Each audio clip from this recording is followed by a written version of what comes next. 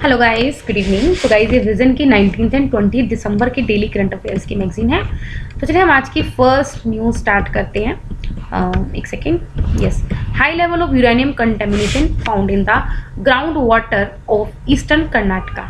ठीक है, तो गाइस ये जो हमारी न्यूज़ है किसमें कवर होगी? एनवायरमेंट में। ठीक है, क्योंकि यहाँ पे वेस्ट वाटर की बात हो रही है। तो अभी क्या है, कर्नाटका के 73 विलेजेस के ग्राउंड वाटर के केमिकल एनालाइज किया गया, जिसमें यूरेनियम की कंसेंट्रेशन बहुत ज़्यादा मिली है, एटलीस्ट 57 विलेजेस में। ठीक है, अब ग्राउंड वाटर में इतना ज़्यादा कंसेंट्रेशन में यूरेनियम क्यों प्रेजेंट है?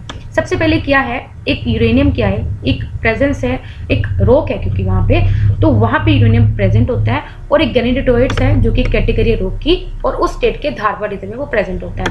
इसके अलावा कर्नाटका में जो सोइल है वो रेड लोम में है, और किसी किसी प्लेसेस में वो लेटराइट फॉर्म में भी है, जो इंडिकेट करती है कि वहाँ पे अगर कोई भी वेदर एक्टिविटी होता है, लाइक बारिश आती है या कुछ भी होता है, तो वहाँ पे ऑक्सीडेशन जो होता है वो ज़्यादा तेजी से होता है। ठीक है, जिसकी वजह से क्या होता है, जो यूरेनस है वो ऑक्सीडाइज होकर यूरेनिल आयन बन जाता है, वो वाटर में सोल्यूबल हो जाता है और यूरेनियम की कॉन्सेंट्रेशन बढ़ जाती है। इसके अलावा क्या है, वाटर टेबल डिक्लाइन हो रहा है, जिसकी वजह से ऑक्सीडेटिव वेदरिंग हो रही है, और अगेन फिर उसी वजह से यूरेनियम ज़्यादा से ज़्यादा रिलीज हो रहा है वाटर में। ठीक है, इसके अलावा इंडिया के जो एक्विफर्स हैं फ्रॉम 16 स्टेट, उन्होंने भी वहाँ पे भी रिपोर्ट किया गया कि यूरेनियम की कॉन्सेंट्रेशन ज़्यादा है, जिसकी वजह से कंसर्न रेज हो रहे हैं because of its chemical toxicity. ठीक है, अगर आप कॉन्टिन्यूस ये पानी पीते रहेंगे तो इससे आपके इंटरनल ऑर्गन्स डैमेज हो सकते हैं, और इसकी वजह से ल्यूकेमिया, स्टमक या फिर जो यूरिनरी ट्रैक्ट कैंसर है या फिर किडनी टॉक्सिक हो सकती है। ठीक है, तो काफ़ी बीमारियां हो सकती हैं। अब जरा हम देख सकते हैं, अगर आपको पानी ड्रिंक करना है तो उसे रेगुलेटरी स्टैंडर्ड कितना होना चाहिए? WHO के अकॉर्डिंग 30 माइक्रोग्राम पर लीटर होना चाहिए। एटॉमिक एनर्जी रेगुलेटरी बॉडी के द्वारा 60 माइक्रोग्राम पर लीटर होना चाहिए। हाईवर जो हमारे ब्यूरो ऑफ इंडिया स्टैंडर्ड्स हैं, उन्होंने यूरेनियम का लेवल ड्रिंकिंग वाटर में स्पेसिफाई नहीं किया हुआ है। फाइन, नेक्स्ट न्यूज़ है अपनी economic advisory council to the PMEACPM calls for the unified labour law. तो गाइस ये जो हमारी न्यूज़ है इकोनॉमी में कवर होगी, और हमने लेबर लॉस के बारे में गाइस इतना पढ़ा है ना, कुछ कहने की हद नहीं। हर 2 दिन बाद हम न्यूज़ पढ़ते थे। 2019 में सेंटर ने इंट्रोड्यूस किया थे 4 लेबर कोड्स, जिसके अंदर हमने बात करी थी कि जो 29 सेंट्रल लेबर लॉज है हम उनको कंसोलिडेट करेंगे, कंबाइन करेंगे, एक अंडर लेके आएंगे। ठीक है, अब वो 4 कोड्स कौन कौन से थे एक बार आप पढ़ लो। कोड विच इज 2019 था, जिसके अंदर यही था कि हमें क्या करना है, जितनी भी एम्प्लॉयमेंट्स है, चाहे फॉर्मल हो चाहे ऑर्गेनाइज सेक्टर हो, उनमें वेजेस को रेगुलेट करना है और इक्वल रेम्यूनरेशन प्रोवाइड करना है। जो वर्क लाइक अगर चाहे वो मेल हो चाहे फीमेल हो, उनको अगर वो एक तरह का काम कर रहे हैं तो उनको इक्वल पे करना है। ठीक है, कोड ऑन सोशल सिक्योरिटी 2020 आया था, जिसके अंदर हमने 9 लॉज को इकट्ठा किया था, जो सोशल सिक्योरिटी और मैटरनिटी बेनिफिट्स को लेके था। इंडस्ट्रियल रिलेशन कोड आया था, जिसके अंदर यही था कि हमें क्या करना है, बिजनेस एनवायरनमेंट इंप्रूव करना है और लेबर के ऊपर जो बर्डन होता है इंडस्ट्रीज में उसको रिड्यूस करना। फिर आया था occupational safety, health and working condition code 2020, जिसके अंदर यह था कि जो भी वर्कर्स ऐसे एस्टेब्लिशमेंट में जहाँ पे 10 या उससे ज़्यादा वर्कर्स हैं, उनकी हेल्थ और सेफ्टी को रेगुलेट करता है, स्पेशली माइंस या डॉक्स में। ठीक है, तो अब हम पढ़ते हैं। देखो, सेंटर ने 4 लेबर कोड इंट्रोड्यूस किया 2019 में। This are yet to be notified, लेकिन अभी तक इसको नोटिफिकेशन नहीं हुआ है, और गवर्नमेंट प्लान करेगी इसको अगले साल 2022-23 में इंट्रोड्यूस किया जाएगा। सेंटर ने क्या किया है, it has already completed the process, मतलब कि जो फाइनलाइज करने थे इनका ड्राफ्ट उनको फाइनलाइज कर चुकी है फरवरी 2021 में। बोथ सेंटर एंड स्टेट्स ने लेकिन अभी इन लॉज को नोटिफाई करना है under the 4 codes, so that इस लॉज को एनफोर्स किया जाएगा इन रिस्पेक्टिव जुरिस्डिक्शन, बिकॉज जो लेबर है वो कॉन्करेंट लिस्ट में तो वहाँ पे सेंटर स्टेट दोनों को नोटिफाई करना। हाईवर रिपोर्ट को प्रिपेयर किया था बाय द EACPM। ठीक है, हैज़ पॉइंटेड आउट कुछ फ्लॉज भी इस बताया गया था। इन्होंने बोला था कि जो लेबर रिफॉर्म्स हैं वो लेबर लॉस को कॉम्प्रिहेंसिव वो नहीं देखते। फॉर इंस्टेंस ये सभी टाइप ऑफ वर्कर्स को नहीं कवर करते। इन्होंने कुछ इनकन्सिस्टेंसी को एड्रेस नहीं किया। फॉर एग्जांपल कौन सी गवर्नमेंट किस पर्टिकुलर चीज़ को लेकर जुरिस्डिक्शन होगा वो क्लैरिटी नहीं है। इन्होंने बोला था कि पॉलिटिकल कैपिटल कितनी खर्च होगी, क्या रिक्वायरमेंट है, वो भी नहीं किया गया, which are not enough for the employment generation. क्या सजेशन दिया गया था by the economically advisory council के द्वारा पीएम को? इन्होंने बोला था कि यूनिफाइड लेबर कोड होना चाहिए, और वो ऐसा होना चाहिए बांग्लादेश लेबर एक्ट है उसके अकॉर्डिंग होना चाहिए, क्योंकि कोई ना कोई मॉडल होता है जिसको आप रेफरेंस में रखते हो। ठीक है, इसके अलावा हमें और लेबर लॉस को ज़्यादा सिंप्लीफाई करना चाहिए, अल्टरनेटिव पॉलिसी एफर्ट्स होने चाहिए, सो दैट हम एम्प्लॉयमेंट जनरेट भी करें और इंडस्ट्रीज को ग्रोथ भी करें। इसके अलावा जो इकोनॉमिक एडवाइजरी काउंसिल है, ये एक इंडिपेंडेंट बॉडी है जो कॉन्स्टिट्यूट की जाती है, सो दैट वो इकोनॉमिकली या जो इससे गवर्नमेंट के इंडिया जितने भी इश्यूज हैं उन पे एडवाइस दे सके, स्पेशली किसको, हमारे प्रधानमंत्री को। नेक्स्ट है Thar desert expanding fast with the land degradation, finding study by the central university of Rajasthan. तो अगेन ये जो न्यूज़ है हमारी एनवायरमेंट में कवर होगी अंडर GS3। डेजर्टिफिकेशन का मतलब समझ रहे हो कि डिफॉरेस्टेशन हो रहा है, ठीक है, और लैंड जो है it is a degradation of land arid में, सेमी एरिड, ड्राई रीजन में एंड ड्राई सुबर्बियन में। क्यों हो रहा है? Of course by human activities and climate variation. Desertification does not refer to the expansion of existing desert, ठीक है। Desertification का मतलब क्या होता है? जो ऑलरेडी अच्छे एरियाज होते थे, मतलब कि फर्टाइल एरिया होते थे, उनको वो डेजर्ट कवर है, ठीक है। स्टडी को इसलिए किया गया था by central university of Rajasthan so that वो ये समझ सके कि राजस्थान में डेजर्टिफिकेशन प्रोसेस कैसे हो रही है, और ये का as a part of an assessment of the environmental sensitive areas within the framework of the UN convention to combat desertification. Research का मेन फोकस था कि किस पे? थार डेजर्ट के क्लाइमेट और वेजिटेशन में, जो कि वर्ल्ड का 9th लार्जेस्ट 4th सब ट्रॉपिकल डेजर्ट है। इसके अलावा जो UN convention to combat desertification है, ये एक लीगल बाइंडिंग इंटरनेशनल एग्रीमेंट है, वेरी इंपॉर्टेंट की लीगल एग्रीमेंट है, जिसमें हम एनवायरमेंट और सस्टेनेबल डेवलपमेंट को लिंक करते हैं टू सस्टेनेबल लैंड मैनेजमेंट। की हाईलाइट्स क्या है? थार डेजर्ट एक्सपेंड हो रहा है बिकॉज लोग माइग्रेट कर रहे हैं, रेनफॉल पैटर्न में चेंज हो रहा है, सैंड ड्यून का स्प्रेड हो रहा है, और प्लांटेशन ड्राइव भी इतना अच्छा नहीं हो रहा है।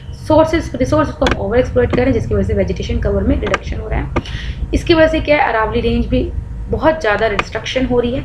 बहुत ओल्ड हमारा एक माउंटेन है जो कि एक तरह का नेचुरल ग्रीन वॉल एक्ट करती थी between the desert and plain, लेकिन अगर वो डिस्ट्रक्ट होती रहेगी तो ये जो ग्रीन वॉल है वो भी मतलब धीरे धीरे अपना काम करना बंद कर देगी। अगर अरावली विल डिस्ट्रक्ट होगी तो इससे सैंड फॉर्म और बनेंगे, और ये जो है नियर अबाउट NCR रीजन तक पहुंच जाएगा और पोल्यूट करेगा, ठीक है। वाटर बॉडीज इस एरिया में इंक्रीज हो गया है इन लास्ट 46 ईयर्स, और जो कॉम्प्लेक्स सैंड रीजन है वो डिक्रीज हुआ 4.98% तक, ठीक है। लैंड डिग्रेडेशन का मतलब क्या है कि it is a reduction of loss of the biological और इकोनॉमिक प्रोडक्टिविटी, मतलब कि उस लैंड में से जो प्रोडक्टिविटी वो भी रिड्यूस हो रहा है और इकोनॉमिक भी लॉसेस हो रहे हैं फ्रॉम अ प्रोसेस और combination of processes including the human activity. कुछ रीज़न नेचुरल भी हो सकते हैं और कुछ रीज़न ह्यूमन भी हो सकता है।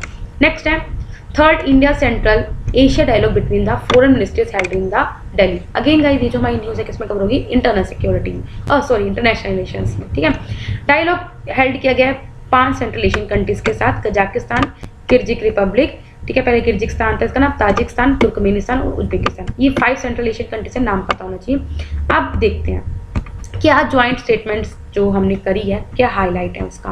देखो सबसे पहले अफगानिस्तान के इशू क्या है, उन्होंने बोला कि UN सिक्योरिटी काउंसिल पे हमने बड़े रहना है, जो डिमांड करता है कि अफगान टेरिटरी इट इज़, क्योंकि अफगान टेरिटरी को हम यूज़ नहीं करेंगे फॉर जहाँ पे टेररिस्ट एक्टिविटीज चलती हैं, ठीक है।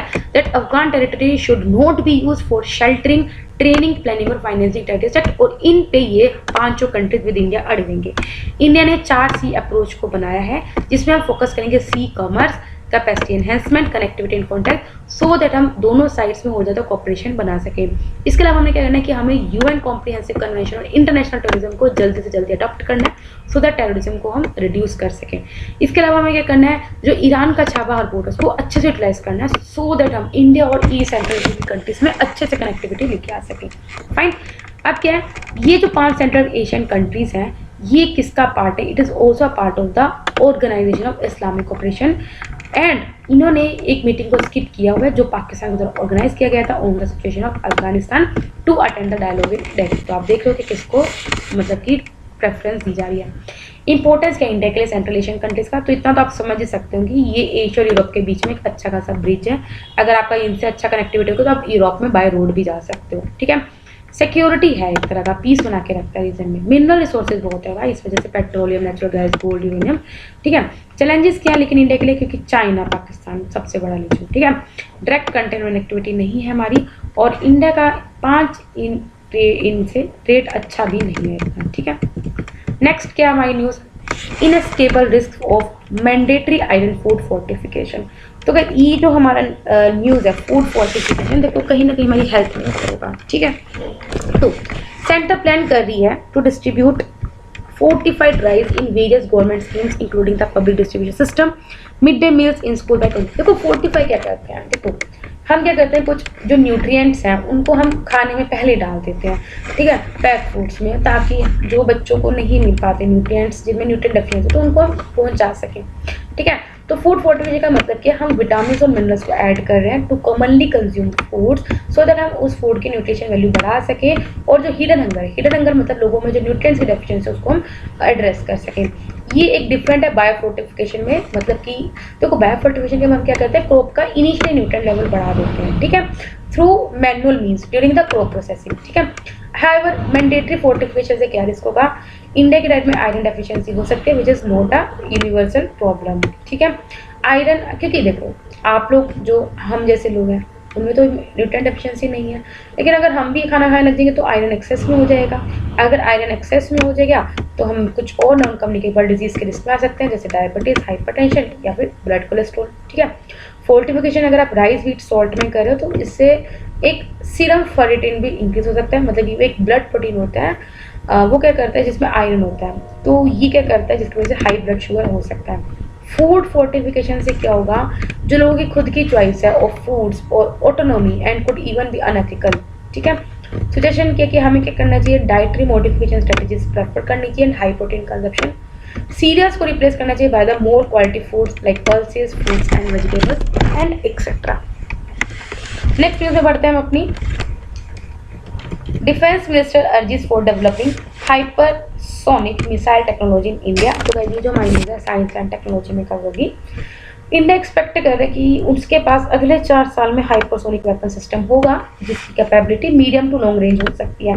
डीआरडीओ ने already hypersonic technology demonstrator vehicle को टेस्ट कर लिया था सितंबर 2020 में और एंड डेमोस्ट्रेट किया था it's hypersonic air breathing scramjet technology, ठीक है। अब एक रिलेटेड न्यूज में डीआरडीओ ने सक्सेसफुल ऑलरेडी अग्नि प्राइम मिसाइल को टेस्ट कर लिया था। कहाँ से, उड़ीसा के coast APJ Abdul Kalam island से। अग्नि प्राइम अग्नि सीरीज के 6th मिसाइल है और एक new generation nuclear capable ballistic missile है। इसकी जो रेंज है 1000 से 2000 किलोमीटर। देखो गाइस, कभी भी हम इस तरह की मिसाइल्स के बारे में पढ़ते हैं तो इनमें इंपॉर्टेंट क्या होता है, सरफेस टू सरफेस है, सरफेस टू एयर है, air to air missile, range बहुत इंपॉर्टेंट हो जाता है, ठीक है। Can be launch from the rail और द रोड, ठीक है। It can be stored for a longer period and has easy movability. अब सिग्निफिकेंस क्या, अगर इंडिया ने ऐसी टेक्नोलॉजी को डेवलप कर लिया तो हम क्या कर सकते हैं, जो भी चाइना, रशिया, यूएस डोमेन में कुछ मतलब हम इनके लेवल पे आ जाएंगे। हाइपरसोनिक टेक्नोलॉजी क्या होती है, देखो सबसोनिक, सुपरसोनिक। हाइपरसोनिक का मतलब क्या होता है, जब उस इंस्ट्रूमेंट की या जब उस मिसाइल की जो स्पीड है वो स्पीड ऑफ साउंड 5 गुना ज़्यादा है। इट इज़ अबाउट 1.6 किलोमीटर पर सेकेंड, ठीक है। मैच नंबर क्या होता है, it is an aircraft speed compared with the speed of sound in the air, ठीक है, मतलब कि स्पीड की साउंड से 5 गुना ज़्यादा। ऑल्दो ये बैलिस्टिक मिसाइल स्लो होते हैं but they are harder to intercept and can be manoeuvred, मतलब इजीली आप इसको वो कर सकते हो। ये स्क्रैमजेट टेक्नोलॉजी यूज़ करते हैं। देखो इसके अंदर भी डिफरेंट टेक्नोलॉजीज होती हैं। स्क्रैमजेट होती हैं 1-2, ठीक है, जो कि एक तरह का एयर ब्रीथिंग प्रोपल्शन सिस्टम है, ठीक है। 2 तरह की हाइपरसोनिक प्लेटफॉर्म्स होते हैं, हाइपरसोनिक क्रूज मिसाइल होते हैं, हाइपरसोनिक ग्लेड व्हीकल होते हैं। इसमें क्या होता है, रॉकेट और जेट प्रोपेलेंट्स को यूज़ किया जाता है थ्रू देयर फ्लाइट और इनको एक फास्टर वर्जन माना जाता है of the existing cruise missile, ठीक है। ये जो होते हैं, ये मिसाइल क्या होता है, पहले एटमॉस्फेयर में जाते हैं कन्वेंशनल रॉकेट में, जो एक जनरल रॉकेट होते हैं, before being launch towards their target, fine. अब हम बढ़ते हैं छोटी छोटी न्यूज़। एंटी ट्रस्ट, अभी क्या है, एप्पल ने कॉम्पिटिशन कमीशन ऑफ इंडिया से पूछा है कि जो देखो जो हमारा कॉम्पिटिशन कमीशन ऑफ इंडिया, उन्होंने एक एंटी ट्रस्ट केस दर्ज किया हुआ था एप्पल के अगेंस्ट। बोला था कि क्या करता है, market it abuse of market power in the apps market, ठीक है। तो एप्पल ने बोला कि इस केस को आप डिसमिस कर दो। एंटी ट्रस्ट क्या होता है, जब आप इकोनॉमिक फील्ड में क्या करते हो, अपनी मोनोपोली करते हो या जो उनके साथ जो लॉज है उनको क्या करते हो, वायलेट करते हो, मोनोपोलिस्टिक प्रैक्टिसेस यूज करते हो, ठीक है। कंपटीशन एक्ट 2002 इसलिए आया था, इंडिया का एंटी ट्रस्ट लॉ है जो हमारी मार्केट में क्या करता है, इकोनॉमिक एक्टिविटी को स्मूथर बनाए लगता है कि कोई क्या कर सकता है, सो दैट हमारी डोमेस्टिक मार्केट वो ना, कोई एक प्लेयर आगे ना निकले, ठीक है। एक्ट गारंटी करता है कि कोई भी एंटरप्राइज डोमिनेंट पोजीशन नहीं कर सकता, जैसे वैसे देखा था जियो ने बहुत किया है, बट खैर ठीक है। Through the control of supply manipulating, मतलब मैनिपुलेट करते हो प्राइस को, कोई 1 लाख की चीज़ आप उसको 50,000 में बेच रहा, आप इतना मैनिपुलेट करते हो। कॉम्पिटिशन कमीशन ऑफ इंडिया को सेटअप किया था under 2002 act to regulate the anti competitive activity in the country. तो अमेजन, फ्लिपकार्ट इन पे लगते रहते हैं ये सब। नेक्स्ट है पीएम गठी शक्ति। गवर्नमेंट ने क्या किया है, एक एम्पावर्ड ग्रुप ऑफ सेक्रेटरीज को कॉन्स्टिट्यूट किया जिसको हेड किया जाएगा by the cabinet committee. To monitor कि पीएम गति शक्ति की इम्प्लीमेंटेशन को मॉनिटर करेंगे। अब देखो पीएम गति शक्ति का मतलब क्या है। So it is a 100 lakh crore national master plan for multi modal connectivity plan. ठीक है, मतलब कि जो हमारे डिफरेंट मोड्स हैं ट्रांसपोर्ट के, उनकी कनेक्टिविटी प्लान है और ये 16 लाख करोड़ का है। इसके अंदर ये कि हमें क्या करना है, अगले 4 सालों में जो हमारे इंफ्रास्ट्रक्चर प्रोजेक्ट्स हैं वो आप कैसे प्लान करते हो, कैसे इंप्लीमेंट करते हो, सो दैट हम अपने वर्क्स को बूस्ट कर सके ऑन द ग्राउंड और कॉस्ट को सेव कर सके और जॉब्स क्रिएट कर सके। इसमें नियरली हम 11 इंडस्ट्रियल कॉरिडोर्स को बिल्ड करेंगे और 2 न्यू डिफेंस कॉरिडोर्स को भी। इसमें हम 16 इंफ्रास्ट्रक्चर रिलेटेड जो मिनिस्ट्री थे उनको इकट्ठे लेके आए हैं एस्टेब्लिश में, और इसमें हमने गति शक्ति डिजिटल प्लेटफॉर्म को भी एस्टेब्लिश किया। नेक्स्ट है आईएम शक्ति उड़ान योजना, राजस्थान गवर्नमेंट ने लॉन्च किया है, very important for state PCS exam. इस स्कीम में जो वुमेन जिनके 10 से 45 साल तक की हैं उन वुमेन्स और गर्ल्स को 1.2 करोड़ वुमेन गर्ल्स को फ्री सैनिटरी नैपकिन्स डिस्ट्रीब्यूट किए जाएंगे। इससे पहले पंजाब गवर्नमेंट ने भी इस तरह के सिमिलर स्कीम को लॉन्च किया गया था जिसका नाम उड़ान स्कीम था, जिसमें फ्री सैनिटरी नैपकिन्स प्रोवाइड किया जाता था to needy girls and the women. Note, ये स्कीम को आपको उड़ान रीजनल कनेक्टिविटी स्कीम से कंफ्यूज नहीं करना। देखो ये विजन ने बहुत अच्छा किया हुआ, क्योंकि देखो उड़ान में क्या है कि हम मेनली एयरपोर्ट्स को कनेक्ट कर रहे हैं जो अनसर्व्ड या अंडर सर्व्ड है। ठीक है, तो उड़ान और उड़ान ये these are 2 different scheme. Fine. Next है control aerial delivery system 500।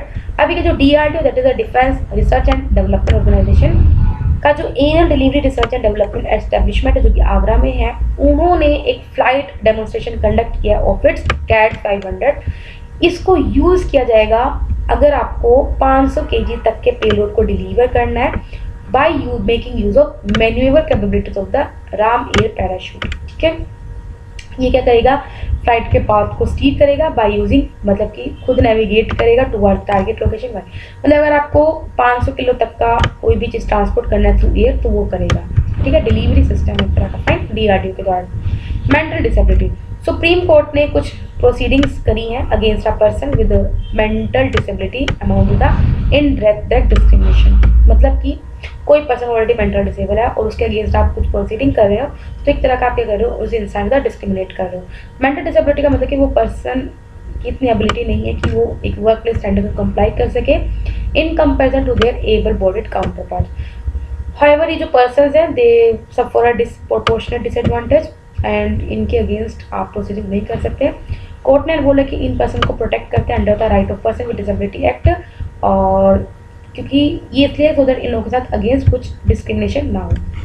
Next है प्रोजेक्ट P15B। तो अब जरा ये पढ़ रहे हैं, देखो ये प्रोजेक्ट किससे रिलेटेड है, एटलीस्ट आपको इतना पढ़ा होना चाहिए कि क्या है इसके लिए। ये एक विशाखापट्टनम क्लास डिस्ट्रॉयर है जिसको बिल्ड किया गया at the Mazagon dock shipbuilders limited Indian navy के लिए। मोरमुगांव इंडिया का नेवी का सेकेंड इन अपना खुद का individual steel destroyer of the project this other warship है इस प्रोजेक्ट के अंदर कौन है, विशाखापट्टनम, इम्फाल एंड सूरत। रिसेंटली क्या मोरमुगांव में इसको सेल किया गया on the Goa liberation day पे।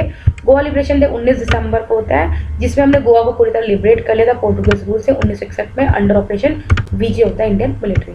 नेक्स्ट है प्रशासन गांव की ओर कैंपेन। ठीक है, ये nationwide good governance week campaign है अंडर द मिनिस्ट्री। देखो किस मिनिस्ट्री के अंडर, गाँव को सोच के शायद कोई मिनिस्टर ऑफ रूरल या पंचायती राज हो सकता है, तो under ministry of personnel public grievances and मतलब कि हम लोकल लेवल पे गवर्नेंस कैसे इंक्रीज कर सकते हैं। ये लॉन्च किया गया सो दैट हम क्या कर सके, विलेजेस को एडमिनिस्ट्रेशन अच्छा पहुंचा सके और लोगों के जो भी ग्रीवेंसेस है उनको एड्रेस कर सके। इसमें हर एक जो DC है, हर एक जो डिस्ट्रिक्ट कलेक्टर है, वो एक one successful good governance practice को प्रेजेंट करेगा of the district and one successful redress public grievance case on the portal. ठीक है, कुछ स्पीसीज एंड न्यूज़ में हम पढ़ लेते हैं। चलो प्लेसेस की जगह स्पीसीज आई, तो गाइस स्पीसीज वेरी इंपॉर्टेंट होती हैं। रिसेंटली क्या है, IUCN स्टेटस कुछ चेंज किया गया 5 बर्ड स्पीसीज का। पहला प्रिंस वीवर, IUCN स्टेटस पहले वल्नरेबल तो अब एंडेंजर्ड हो गया। प्राइमरी कहाँ पाए जाएंगे, उत्तराखंड और वेस्टर्न यूपी के तेराई ग्रासलैंड्स में अपार्ट फ्रॉम कुछ असम में पाया जाता है। क्यों हो रहा है decline, because Terai habitat destruct हो रहा है। नियरली 1000 बर्ड्स ही वर्ल्ड में बचे हैं और जिसमें आधे बर्ड्स इंडिया में है। लेसर फ्लोरिकान पहले एंडेंजर अब क्रिटिकल एंडेंजर बन गया, अगेन बहुत बुरी बात है। पर्टिकुलर पाए जाते हैं राजस्थान गुजरात, देखो कहाँ पाए जाते हैं बहुत इंपॉर्टेंट होता है। सर्वाइव करते हैं dry grass and low land areas में, लेकिन ग्रास लैंड रैपिड कन्वर्ट हो रहा है एग्रीकल्चर लैंड में जिसकी वजह से इनका डिक्लाइन हो रहा है। निकोबार इंपीरियल पीजन पहले लीस्ट कंसर्न में, तब नियरली थ्रेटेंड हो गया। कहाँ पाए जाते हैं? निकोबार आइलैंड के एबरडीन फॉरेस्ट में। ग्रीन इंपीरियल पीजन, तो गाइस इसका पहले लीस्ट कंसर्न था, अब नियरली थ्रेटेंड हो गया। और ये कहाँ कहाँ पाया जाता है? India, Sri Lanka, Bhutan, Bangladesh, China and south east Asia में। Found forest, mangrove and grassland हर एक जगह पाए जा सकते हैं। कहाँ पे डिस्ट्रीब्यूट है? In states along the coast, north east India या फिर अंडमान निकोबार आइलैंड, जो कि हमने यहाँ पे पढ़ लिया। माउंटेन्स हॉक ईगल पहले लीस्ट कंसर्न में था, अब नियरली थ्रेटेंड में आ गया। It is distributed in Indian subcontinent, Indochina, south east Asia, China, Japan and Indonesia. इसको 4000 मीटर की ऊंचाई में पाया जाता है, मेनली हिमालयन रीजन में। फाइन। तो गाइस यहाँ पे जो हमारे डेली करंट अफेयर्स थे 19 और 20 दिसंबर के, वो भी कंप्लीट होते हैं। वीडियो पसंद आए तो लाइक करना, कोई कमेंट हो तो डाउट करना, कोई डाउट हो तो कमेंट करना। तब तक बाय बाय, टाटा।